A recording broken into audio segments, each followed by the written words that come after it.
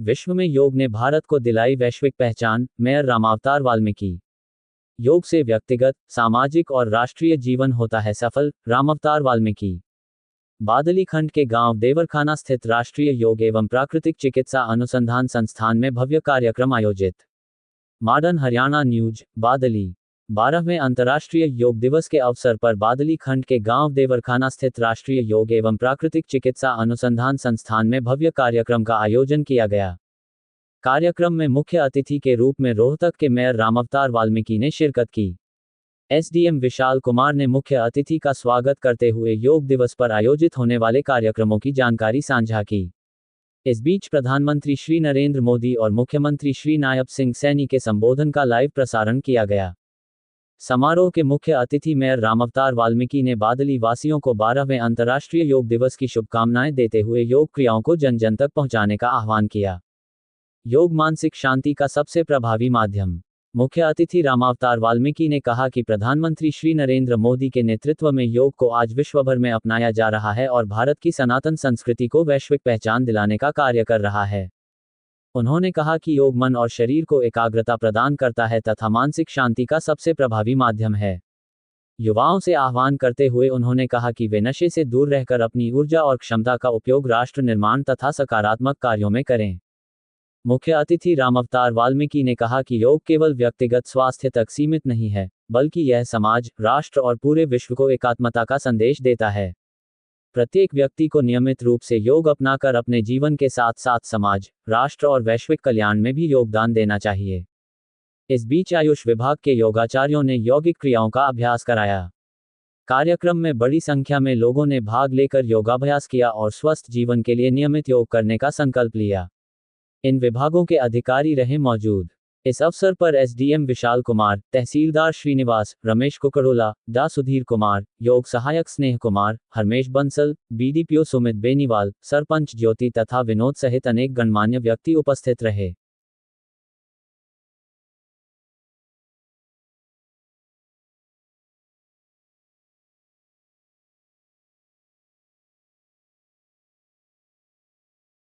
देवरखाना गांव में मनाया जा रहा है। सिर्फ यही नहीं, सिर्फ हरियाणा ही नहीं, भारत ही नहीं, सभी देशों में आज ये अंतर्राष्ट्रीय योग दिवस मनाया जा रहा है। योग की महिमा के बारे में बहुत सारी बातें पिछले कई महीनों से विभागों के द्वारा जो इस तरह के योग शिविर लगाए गए, उनको बताया गया। सोशल मीडिया के माध्यम से, अखबार के माध्यम से आम जनमानस ने योग की महिमा को सुना है। तो ये भारतवर्ष तो प्राचीनता कहते हैं कि योग की जननी, योग के जो जन्म हुआ वो भारतवर्ष से हुआ।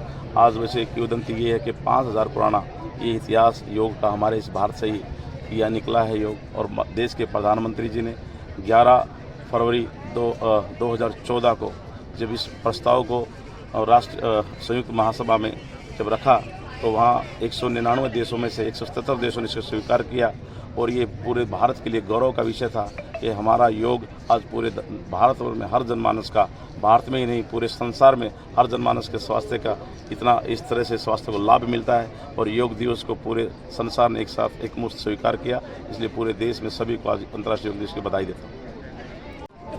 सर्वप्रथम तो मैं मेयर रोहतक का धन्यवाद करूंगा जिन्होंने अपने कीमती समय में से हमारे लिए समय निकाला और यहाँ पर कार्यक्रम की शोभा बढ़ाने के लिए आए। और योग दिवस के इस मौके पर पूरे बादली उपमंडल वासियों को मैं बधाई देता हूँ, पूरे जिला वासियों को भी और प्रदेश और देशवासियों को भी बधाई कि जिस प्रकार से कोविड ने 2019 में 20 में हमें एक दूसरी बात सोचने पर मजबूर किया, एक रास्ता निकला। पहले ही हमारे माननीय प्रधानमंत्री जी द्वारा जैसे बताया गया 2014 में इसको पास करवा के अंतर्राष्ट्रीय योग दिवस के रूप में मनाया जा रहा था, लेकिन लोगों ने प्रैक्टिकल और व्यवहारिक रूप से अस्पतालों में जाने की बजाय योग से, नेचुरोपैथी से और इन चीज़ों से अपने स्वास्थ्य को बेहतर करना उचित समझा।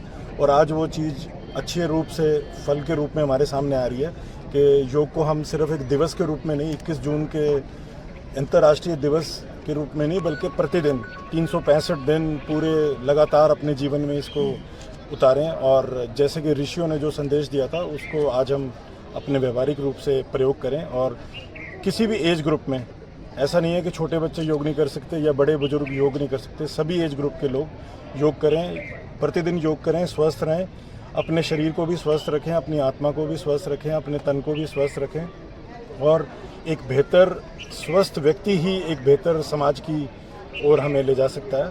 और जैसे कि अभी थीम भी है हमारा, वो भी है कि भाई हमें योग युक्त हरियाणा बनाना है और नशा मुक्त, नशे और बुराइयों से दूर रहना है और योग को अपनी जीवन शैली में उतारना है। आपका बहुत बहुत धन्यवाद।